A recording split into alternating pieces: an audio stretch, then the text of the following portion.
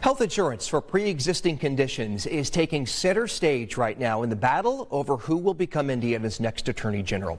Some new claims by a familiar name are raising some questions. Tonight, our Sandra Chapman digs into the ads that some say are blurring the lines. Indiana's Attorney General will have the power to influence health care and how those laws are enforced across the state. So it's no surprise former Republican Congressman Todd Rokita and Evansville's former Democratic Mayor Jonathan Weinzaffel are targeting ads towards voters who are concerned about pre-existing health conditions. We can trust Todd Rokita. Rokita will get tough on waste and corruption, cut job-killing red tape, and protect Hoosiers with pre-existing conditions. Todd Rokita's promise to protect Hoosiers with pre-existing conditions is raising more than a few questions. One viewer writes, hasn't he voted in Congress over and over to end Obamacare? And another one, did Todd Rokita vote to end protections for pre-existing conditions? Is his TV ad inaccurate? The Weinzaffel campaign also shot back. But what's Todd Rokita's plan? Take away health care. That's what he voted to do in Congress.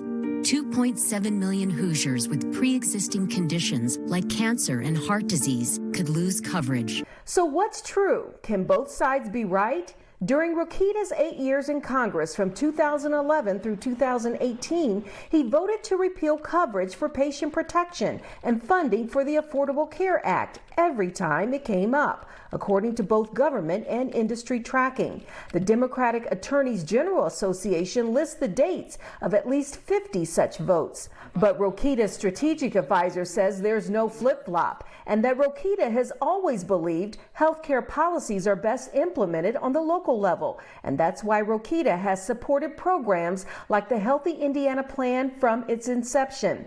HIP, as it's called, provides affordable health care for low-income adult Hoosiers. The Rokita camp also points to a new Indiana law passed last year, guaranteeing pre-existing coverage for Hoosiers, even if the Supreme Court upholds an appeals court ruling calling the ACA unconstitutional. But the Weinzaffel camp counters. What Rokita neglects to tell Hoosiers is the law only protects state employees, legislators, and those on state health care plans.